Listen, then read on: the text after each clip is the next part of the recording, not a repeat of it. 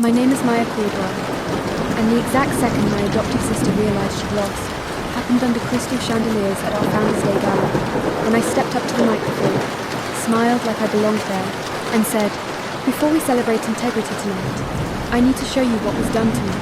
Sienna's hand tightened around her champagne flute, because the screen behind me lit up with a time-stamped security clip of two men dragging me muffled, barefoot into a windowless pool house the morning of the most important exam of my life. And when the room started to murmur, I added the part that made Sienna's face drain white. "Don't worry," I said calmly. "I didn't guess. I saved receipts." The day the Caldwells adopted me, the house smelled like lemon polish and money. Not the loud, new money kind, the quiet kind. The kind that lives in old wood, thick carpets, and staff who never look you in the eye because they've been trained not to. I was 12, and I'd packed everything I owned into a duffel bag that still had a shelter tag tied to the zipper. I remember standing in the foyer of the Caldwell estate in Greenwich, Connecticut, wearing sneakers with frayed laces and trying not to stare at the staircase that split into two directions, like the house couldn't decide where it wanted to flex first. Richard Caldwell, my new dad, had a handshake that felt like confidence. Victoria Caldwell, my new mom, smelled like expensive lotion and careful decisions. And between them, leaning against the banister like he'd been born with a snack, was their biological son, Ethan Caldwell, 15, prep school tan, lacrosse shoulders, eyes sharp enough to measure them. He looked me up and down and said, "So you're the kid? Not cruel, just curious." Like I was a puppy someone brought home without warning. I swallowed my nerves and said, "I'm Maya." Victoria's hand tightened around my shoulder, just enough to remind me to be grateful. Then the social worker cleared her throat and said, "And there's one more." That's when Sienna walked in. She was my age. Same foster home, same group therapy circle, same whispered promises at night when the fluorescent hallway light leaked under our door, and we were both trying not to cry. We'd met in a system that taught you not to get attached, and we did it. Anyway, she stood there, in a little navy dress, hair brushed smooth, chin lifted like she'd practiced being chosen. Her eyes found mine, and for half a second she looked relieved. Then Victoria smiled and said, "We're so excited. We think it's beautiful that you girls already know each other." And I felt Sienna's fingers curl tighter around the strap of her purse, like something inside her had just decided this wasn't beautiful. It was competition. At first, it didn't look like hatred. It looked like politeness with teeth. Sienna was charming in the way some people are when they're trying to earn a place at the table. She laughed at Victoria's jokes. She called Richard Sir until he told her not to. She volunteered to help the housekeeper set napkins for dinner like she'd always lived in houses with dinner napkins. And she stayed close to me, close enough that everyone would say, "Oh, they came together," close enough that I would still tell myself she was my friend. But little things started to happen. When I made a joke, she'd repeat it louder 2 minutes later, and everyone would laugh at her. When I got a compliment, she'd find a way to mention something she'd done better. When Victoria asked how school was going, Sienna would answer first. And the more she performed, the more I felt myself shrinking into the role that had always kept me safe. Don't be a problem. Don't take up space. Don't make waves. Except in the Caldwell house, taking up space wasn't optional. It was expected. I learned quickly what the family valued. Victoria valued achievement, the way some women value jewelry. Not because it sparkled, because it proved something. Grades mattered. College mattered. Awards mattered. The right friends mattered. The right schools mattered. Ethan, of course, already had his lane. He had lacrosse trophies lined up in a glass case. He had a tutor for calculus, even though he didn't need one. He had a legacy file that Victoria kept in a drawer. Letters, accolades, summer programs, like she was building him into a brand. And then there were me and Sienna, the miracle girls. Victoria liked telling people we were rescued, the way rich women like telling stories that end with them looking generous. At charity brunches, she'd put her hand on my shoulder and say, "Maya is proof love changes everything." Then she'd glance at Sienna and say, "And Sienna too, 2 girls. Can you imagine? We just couldn't separate them." People would tear up and say things like, "You're an angel, Victoria." Sienna would smile, but later, in our shared bedroom, because Victoria thought it was bonding, Sienna would sit on her bed and stare at the ceiling like she was doing math in her head. One night, after a fundraiser, where Victoria kept calling me Sweet Maya in front of donors. Sienna whispered in the dark. She says your name like you're a trophy. I whispered back. She says your name too. Sienna's laugh was small and bitter. Not the same way. At Street Anselm Academy, being smart wasn't special. It was the minimum requirement to breathe. It was one of those private schools with ivy on the gates and a Latin motto carved into the stone, like the building itself was judging you. Most kids there had parents who were partners at law firms, or surgeons, or hedge fund managers. They grew up with SAT prep like it was a sport. They talked about safety schools. Like those schools were still top 20 universities. The first week, my guidance counsellor, Mrs. Halstead, looked at my file like it was a rare artifact. You've had a lot of transitions, she said gently. I nodded, throat tight. Then she smiled and said, but your placement tests are remarkable. You might thrive here. Might. That word followed me like a shadow, because I knew what it meant. If I failed, it wouldn't just be embarrassing. It would be proof that kids like me didn't belong in places like this. So I studied like my life depended on it. Because in a way, it did. Sienna studied too. We both did. And the problem was, we were both good. Really good. We were in the same honours classes. The same AP track. The same competitive academic world, where every quiz felt like a ranking. At first, it was fun. We'd sit at the kitchen island at home, textbooks open, trading answers and laughing softly, while Ethan wandered in for snacks. He called us little nerds. Sometimes he'd lean over my shoulder and say, "You're doing that wrong," and then show me a faster way to solve a problem. Sometimes Sienna would watch him with a look I couldn't place. Then the competition started. First quiz, first essay, first debate round, first report card. When mine came back with straight A's, Victoria hugged me so hard I could barely breathe. I knew it, she whispered into my hair. I knew you'd shine. Sienna stood behind her, smiling. But later, in our room, she snapped her textbook shut and said, "Of course she loves you. You're her project." I blinked. What? Sienna's eyes flashed. Don't pretend. She talks about you like you're proof she's a good person. I didn't know what to say, because the worst part was, Sienna wasn't wrong. I just didn't think it was my fault. The first time I realized Sienna truly resented me, it happened at a family dinner, one of those formal Caldwell dinners, where the food was plated like art, and the conversation was curated like a podcast. Richard was talking about a merger. Victoria was talking about a gala. Ethan was talking about a lacrosse tournament. And then Victoria turned to me and asked, "Maya, how did you do on your math competition?" I said, "I got second." Victoria's eyes lit up. Second in the state. I nodded, trying not to smile too big. Victoria clasped her hands. "That's incredible." She turned to Sienna. "And you, sweetheart?"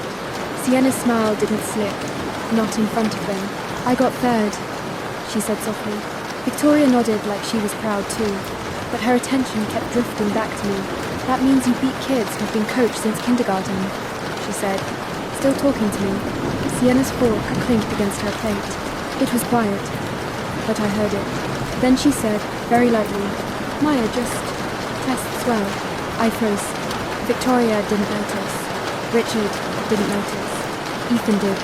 His eyes flicked up to Sienna, and then to me, like he was logging it. I wanted to disappear. Because it wasn't just jealousy. It was that tone, the one that says, she's not actually better, she's just lucky. That night, after homework, I went to the bathroom and stared at myself in the mirror. My hair was still too frizzy for Caldwell standards. My face still held a trace of the kid who used to count pennies. My eyes looked too tired for a 12-year-old, and I whispered, "Don't mess this up," because I could feel how fragile my place was. How easily it could be taken. Sienna got smarter about it after that. She stopped making direct comments where Ethan could notice. She started doing it in ways that looked like concern. If I stayed up late studying, she'd tell Victoria, "Maya pushes herself too hard. I'm worried about her." If I got a B on a quiz, she'd say, "It's okay, Maya. Not everyone can be perfect all the time." If I got an A+, she'd sigh and say, "Must be nice." Victoria loved the sisterly bond narrative, so she ate it up. "You girls keep each other grounded," she'd say proudly. Grounded. What she meant was controlled. By sophomore year, the pressure doubled. Street Ensemble didn't just expect excellence. It demanded a story, leadership, service, awards, a personal brand. Ethan was easy. He was the Caldwell heir, the athlete, the future Yale and then Wall Street kid. Sienna decided her brand was resilience. She joined student council. She ran charity drives. She cried at assemblies about second chances, and people clapped like she was giving a TED talk. And me? I became the scholarship girl, the one who studied, the one who won competitions, the one who might actually earn the kind of merit scholarship that made Victoria look like a saint, which should have been enough, but it wasn't, because even when we both did well, Victoria's pride in me landed differently in Sienna. Like my success was stealing light that she believed belonged to her. Junior year brought the big thing everyone at Street Ensemble treated like religion, the Caldwell Founders Scholarship Exam. Yes, Caldwell, because Richard's grandfather had donated a wing. And scholarships in prep schools are just another kind of reputation. The Founders Scholarship wasn't just money, it was prestige. It came with a letter of recommendation from the headmaster. It came with an alumni mentor. It came with a stamp that told admissions officers, this student is exceptional. Only one student got it each year. And in our grade, everyone knew it was between me and Sienna. Victoria pretended it wasn't. She'd say, I don't want you girls competing. But she'd also leave brochures for Ivy League schools on the kitchen counter like they were hints. Richard stayed hands-off. But he'd look at our report cards and say, keep it up. Ethan, oddly, became quieter. He still teased us. Still stole fries off our plates. Still acted like he didn't care about grades. But he watched more. Like he could feel something brewing. The week applications opened. Sienna walked into my room and sat on my bed like she owned it. I'm going for it, she said. I nodded slowly. Me too. Sienna smiled. Of course you are. I tried to keep my voice neutral. May the best one win. Sienna's eyes held mine. It will. And for the first time, I felt the chill of a promise. Then, 2 months before the exam, something changed. Sienna softened. It was so sudden it made me suspicious. She started inviting me to coffee runs. She started asking about my day. She started laughing again, the way she used to in the foster home, like we were two girls against the world, not two girls fighting for the same seat. At first, it felt like relief, like maybe we'd finally matured past jealousy, like maybe she'd realized we were family now. Then she started coming to my desk with her notes. Can you help me with this? She'd ask. I'd blink. You don't need help. Sienna would roll her eyes. Yes, I do. I'm stuck. She'd sit beside me at the kitchen island, hair tucked behind her ear, and say things like, you explain it better than the teacher. Victoria would walk by and smile warmly. Look at you girls, she'd say. That's what sisters do. Sienna would squeeze my hand like she adored me. And God, I wanted to believe it so badly, because there's a hunger that comes with being adopted into a family late. A hunger for belonging that makes you swallow things you shouldn't. So I helped her. I tutored her in calculus. I drilled her on vocab. I gave her my study guides, my practice tests, my strategies. She took it all with gratitude, so perfect it looked real. But sometimes, when she thought I wasn't looking, I'd catch her watching me, not with warmth, with something colder, like she was studying me too. The night before the Founders Scholarship exam, the Caldwell house was decorated for Thanksgiving. Victoria believed in tradition, like you could glue everything together. She'd arranged gold and cream face cards. She'd hired a chef for half the dishes, but insisted she made the pies herself, because that's what mothers do. She'd invited Richard's parents, his sister, a few family friends, who were basically business partners. The house smelled like roasted herbs and expensive candles. Sienna floated through it all, in a soft sweater dress, smiling at everyone. She pulled me aside near the staircase and whispered, I'm proud of us. I stared at her. Of us, she nodded. We made it. From nothing to this. My throat tightened, because that was the kind of sentence that usually meant something. I whispered back, yeah, we did. Sienna's eyes glistened, like she might cry. Then she hugged me, and as she hugged me, she whispered something so quietly, I almost thought I imagined it. Tomorrow, don't choke. I pulled back. What? She smiled brightly. I said, don't forget your calculator. I forced a laugh, but the back of my neck prickled, because I knew what I'd heard. and I knew it wasn't a joke. The morning of the exam, I woke up before my alarm. My stomach felt wrong tight, twisting, like my body already knew something my brain didn't. I dressed in the outfit Victoria picked.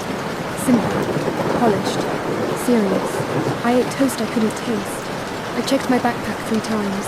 The exam was off campus, at a testing centre in Stanford. Victoria insisted Richard would drive us himself. "Big day," she said, smoothing her blazer, like she was about to attend a board meeting.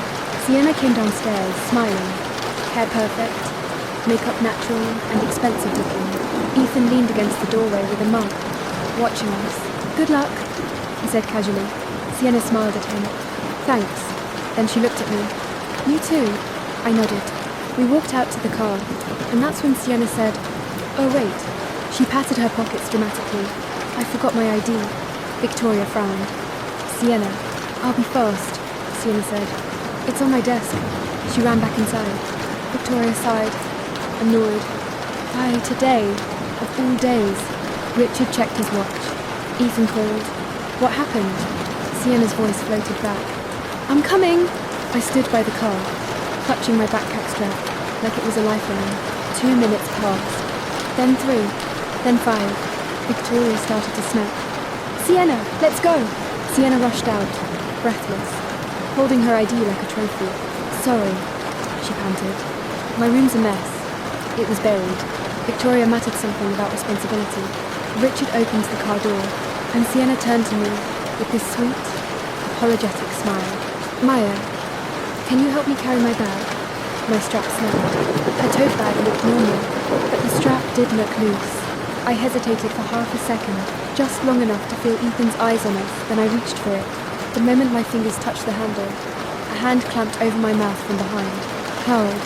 A body slammed into me. My backpack strap snapped off my shoulder.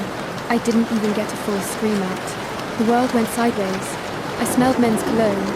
Cheap. Sharp. Wrong. Someone hissed, "Don't fight."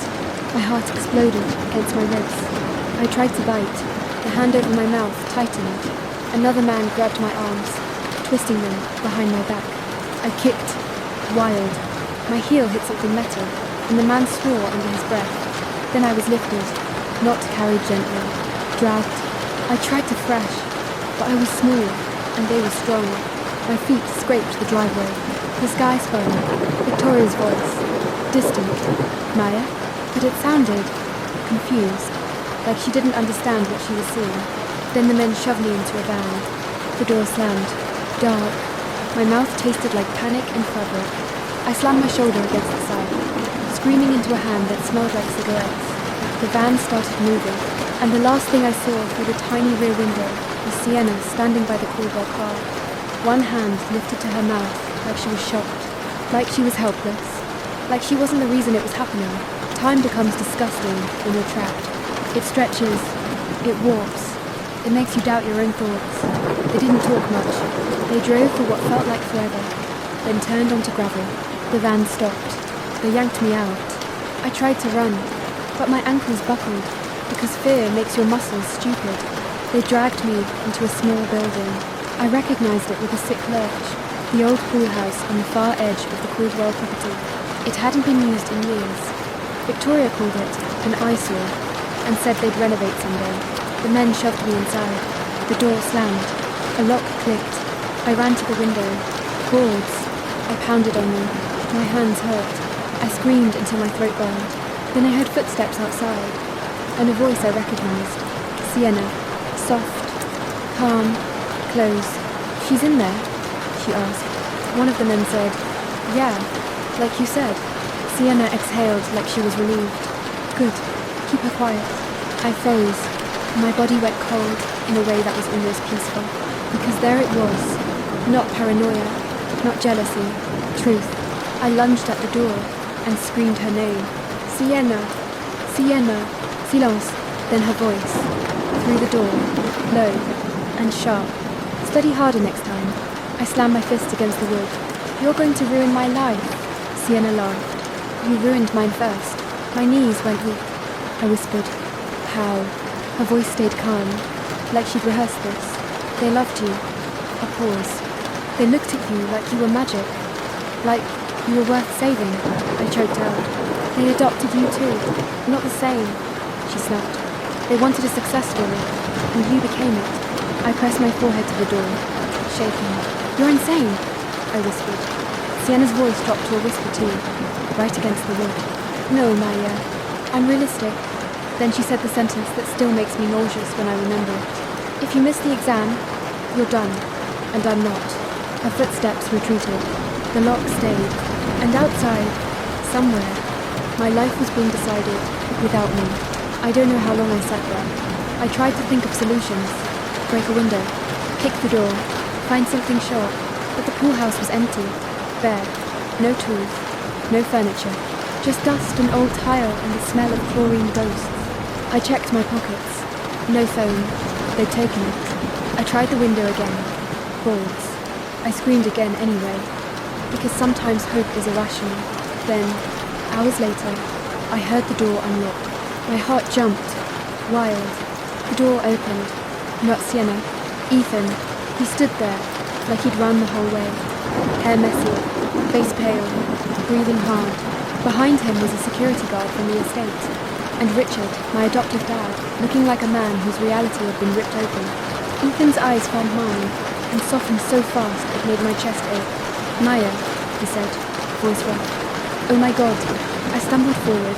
My knees almost gave out. Ethan caught me before I hit the floor. I clutched his sweatshirt like it was oxygen. I couldn't even speak at first. Richard's voice shook. What happened? Where? How? I forced words out. Sienna. Victoria appeared behind them, her face white, lips parted like she didn't know how to breathe. Sienna? She whispered. I nodded hard. She did this. She hired them. She locked me in here. Victoria's hand flew to her mouth. Richard's eyes narrowed. Ethan's jaw clenched so hard I heard his teeth grind. Then Ethan said quietly, I knew it. I pulled back, confused. What? Ethan swallowed. She texted you from your phone. My blood turned to ice. What? Ethan's eyes flashed. After you disappeared, your phone sent me a message. It said you were sick and you couldn't take the exam, and not to worry. I stared at him. Ethan's voice went sharper. But you don't text like that. You don't use emojis like she does. Victoria made a strangled sound. Richard's fists clenched. Ethan looked at me and said, I tracked your location. Your phone pinged near the pool house. That's why I came here. I shook, trembling with something that wasn't just fear anymore. It was rage, because the twist wasn't just that she kidnapped me. It was that she tried to write my disappearance into a story where it was my fault. Like I was weak, like I was flaky, like I didn't deserve the scholarship anyway. Ethan helped me out of the pool house. The sun was already shifting. The exam had started. I looked at Victoria, voice cracking. I missed it. Victoria looked like she might faint. Richard's face went hard. Ethan said, Not yet. I blinked. What? Ethan pulled out his phone, already dialing. I'm calling Headmaster Shaw, he said. I'm calling the police. And I'm calling the testing centre. Victoria grabbed his arm. Ethan, no. Ethan turned to her, eyes blazing. Mom, he said, voice low and dangerous. She got kidnapped on our property.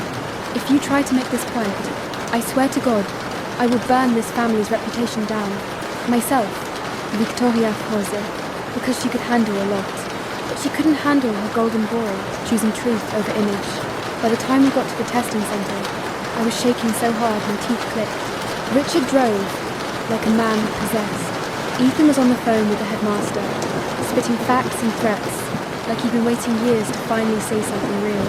The testing centre director met us in the lobby with a clipboard and a face that said she'd seen every excuse, until she saw my wrists, red marks from being grabbed, until she heard Ethan say, we have security footage of men on our property, until Richard Caldwell, who don't hurt us we don't need to hear. Richard Caldwell looked at her and said, call the police. Now, everything shifted. They moved us into an office. They gave me water. They asked me questions. A Stamford police officer arrived and took my statement. My voice shook, but I didn't break, because something in me had snapped clean. I wasn't going to be the girl who survived this and then pretended it didn't happen. Headmaster Shaw showed up tall, silver-haired, severe. He looked at my face, and then at Richard. "This is extraordinary," he said. Ethan stepped forward. "We want a remedy." Headmaster Shaw's eyes flicked to Ethan, surprised at his tone. I swallowed and forced myself to speak. "I didn't miss that exam because I didn't study," I said. "I missed it because someone tried to erase me." Headmaster Shaw's mouth tightened. Then he said, "We will convene an emergency integrity board, and we will schedule a supervised makeup exam if the police confirm the facts." Relief hit me so hard I almost cried, but the rage was still there, because I knew Sienna was probably taking the exam right now, sitting in a quiet room, pencil moving, pretending she earned her future fairly. Sienna came home that evening in a soft sweater and fake woe. She rushed into the foyer and said, "Oh my God, Maya, where were you?" Victoria stood by the staircase like a statue, face pale. Richard stood beside her, arms crossed, eyes cold. Ethan stood a step behind me, jaw tight, like he was holding back violence with sheer will. I stood in the middle of the foyer, still shaking, still bruised, and Sienna looked at me like she was seeing a ghost. Her eyes flicked to Ethan, then to Richard, then to Victoria, then back to me. She forced a smile. I was so scared. I thought something happened. Ethan cut her off. Something did happen. Sienna blinked. "What?" Ethan stepped forward and held up his phone. "Funny thing," he said. "Your burner number forgot to disable location services." Sienna's smile twitched. I stared at her, voice low. "Why?" Sienna's eyes flashed with panic, then hardened. "Because you took everything," she snapped. Victoria flinched. "Sienna." Sienna turned on her. "Don't Sienna me. You never looked at me the way you look at her." Victoria's voice shook. "That's not true." Sienna laughed, sharp and ugly. "You call her your miracle. You call me, sweetie, like I'm a guest." Richard's voice went cold. "Did you hire men to lock her in the pool house?" Sienna's nostrils flared. For 1 second, she looked like she might deny it. Then she did something worse. She smiled.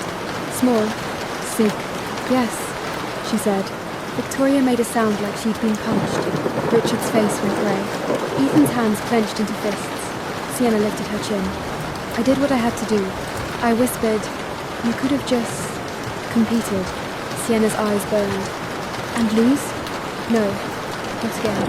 Ethan's voice dropped. "Again?" Sienna's gaze flicked to him. Then she said it carelessly, like it was obvious. "I was always second, and I'm done being second." And in that moment, the truth hit me.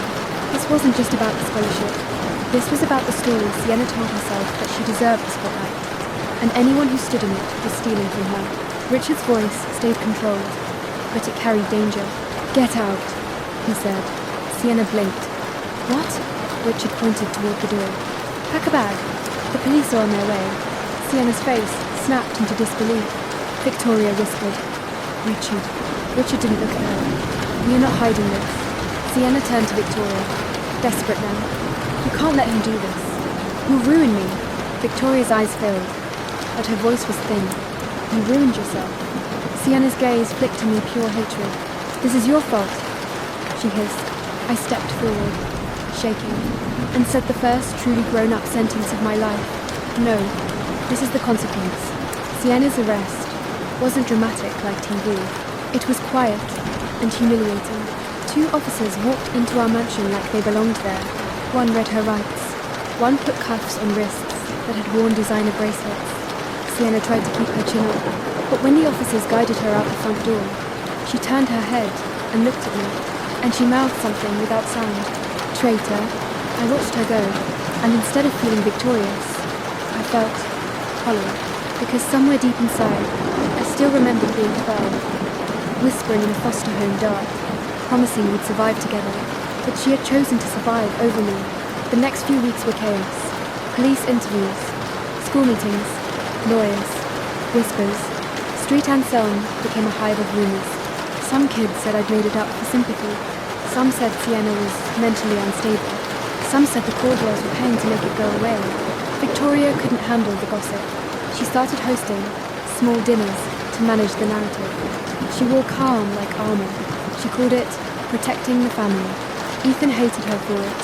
One night, after a tense dinner where Victoria tried to joke about miscommunication, Ethan snapped. This isn't a PR issue, he said. This is a crime. Victoria's lips trembled. Ethan, he leaned forward. Mum, if you try to turn Maya into a footnote so you can keep your image clean, you'll lose me too. Silence fell hard. Richard didn't interrupt, and I realized something quietly terrifying. Ethan wasn't just my adopted brother. He was the only person in that house willing to pick truth over comfort without hesitation, which meant my survival had shifted the power in the family. And Sienna had miscalculated one thing. She thought Ethan would stay out of it. The Integrity Board meeting at Street Anselm was the first time I realized revenge didn't have to be loud. It could be precise. Headmaster Shaw sat at the head of a long table. 2 board members sat beside him. The school's legal counsel sat at the end, watching everything like a chess match. Sienna's lawyer sat in her place. Sienna herself wasn't allowed on campus. I sat with Richard, Victoria, and Ethan behind me. My hands shook, but my voice didn't, because Ethan had done something for me after the kidnapping. He'd helped me build a case. He'd pulled security footage from the estate. He'd found the text logs from my phone. He'd tracked the burner number to a prepaid purchase. And most importantly, he'd found Sienna's folder. He found it in her closet, hidden under a false bottom in a jewelry box. Inside were printouts, my grades, my schedules, my weaknesses, and a handwritten list titled, Ways to Make Maya Look Unreliable. I stared at those words until my vision blurred. Because that wasn't jealousy, that was obsession. At the meeting, I slid the folder onto the table and said, "This is premeditated." The board members went quiet. Headmaster Shaw's jaw tightened. The legal counsel cleared his throat. And then I did the thing Sienna never expected me to do. I told the truth without apologizing for it. "I didn't get here because I'm lucky," I said. "I got here because I work. And I'm not letting someone take my future because she thinks love is a limited resource." Headmaster Shaw nodded once. Then he said, "We will authorize a supervised makeup exam, proctored, and we will remove Sienna Hart from scholarship consideration permanently." Relief hit me like a wave, but it wasn't enough, because I didn't just want my exam back. I wanted the family to finally see what Sienna had been doing for years, quietly, cleverly, behind smiles. So I saved my real confrontation for the place where the Caldwells loved to perform, a family event. Founders Day Gala at Street Anselm was the kind of night Victoria lived for. Black tie, donors, photo, toasts, a stage big enough for her version of family to sparkle. She insisted I attend. "You need to show strength," she said. What she meant was, "We need to show the world we're fine." Ethan helped me pick my dress, a simple navy one that made me look older than 17. "You don't have to do anything," he told me quietly in my room before we left. I looked at him in the mirror. "Yes, I do." Ethan's eyes held mine. "Then do it clean." I nodded. Clean was something I understood, because in the system, you learn that the only weapon people respect is proof. The ballroom at Street Anselm glowed with chandeliers and money, parents in tuxes, mothers in jewel-toned gowns, teachers pretending they weren't intimidated by donors. The headmaster gave a speech about character. Victoria smiled like she'd written it. Then came the part of the night where students spoke. The scholarship finalists were invited to say a few words about integrity. Normally, Sienna would have been there beside me, but her seat was empty. People whispered about it. But Victoria smiled and said, "Sienna is dealing with a personal matter, a lie dressed in silk." When my name was called, I walked onto the stage. My heart hammered, my hands were cold, and I could feel Ethan's gaze, from the front table steady, grounding. I took the mic, I smiled, and I said, "Before we celebrate integrity tonight, I need to show you what was done to me." The room shifted. Victoria's smile stiffened. Richard's face went still. Headmaster Shaw's eyes narrowed. I nodded to the AV tech. The screen behind me lit up. Security footage. 2 men, my driveway, my mouth covered, my body dragged. A gasp ran through the room like wind. Then I lifted a second remote clicker and said, "And if you're wondering who arranged it," I clicked again, a screenshot of Sienna's burner phone number, a time-stamped message from it to one of the men. "She's outside, now." A prepaid card receipt with Sienna's handwriting in the signature line. And then I said, calmly, "I didn't guess. I saved receipts." Victoria stood up so fast her chair scraped. "Maya," she hissed, under her breath. I looked right at her and spoke into the mic. I'm done protecting people who didn't protect me. The room went dead silent. Somewhere, a glass clinked. A donor's wife covered her mouth. A teacher's eyes filled. Headmaster Shaw stepped forward, tense. Maya, I held up a hand. One more thing. I clicked again. A photo of Sienna's folder. Ways to make Maya look unreliable.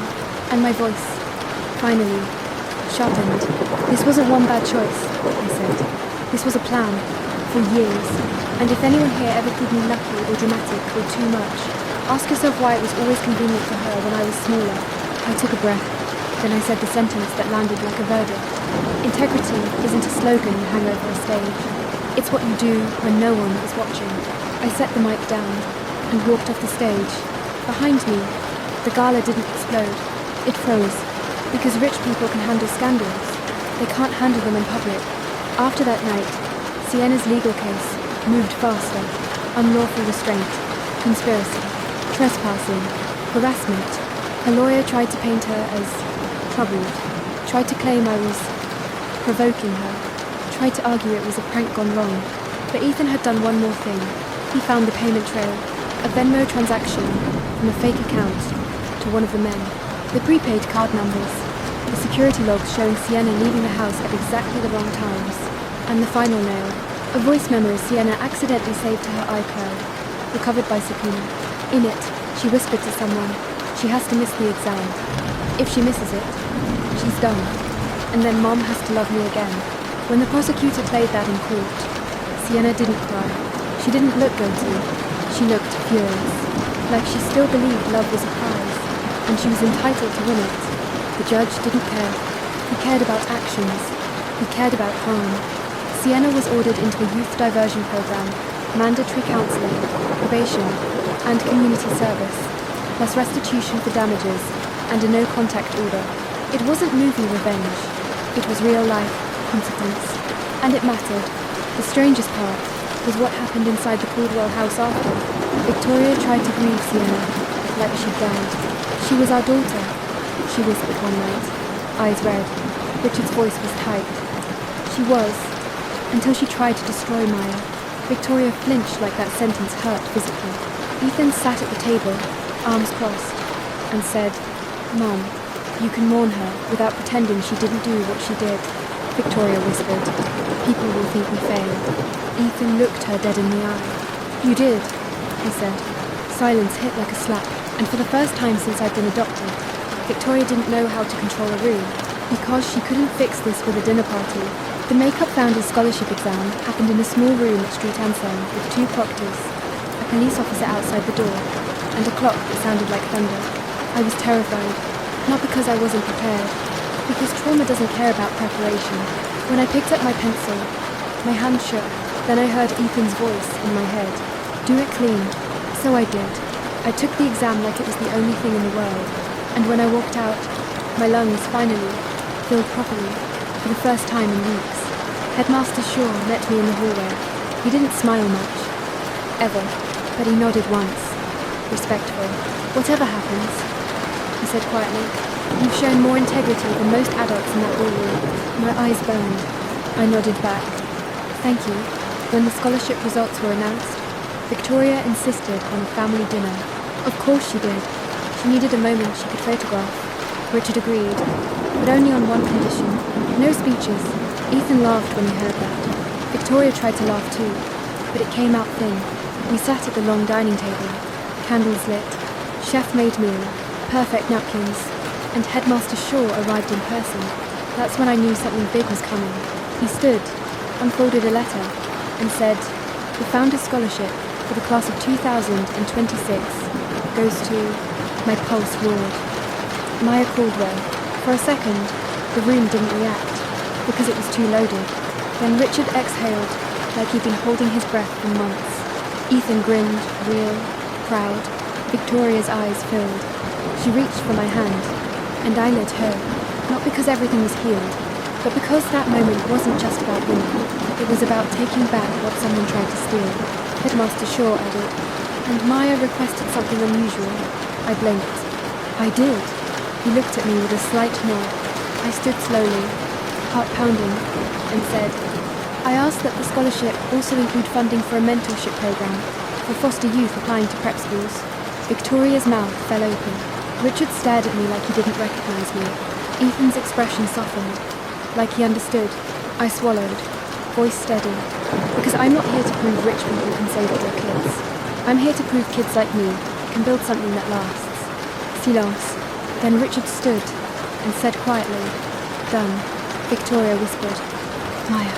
I looked at her and said, softly but clearly, "Love isn't a competition, and if we ever forget that again, we don't deserve any of this."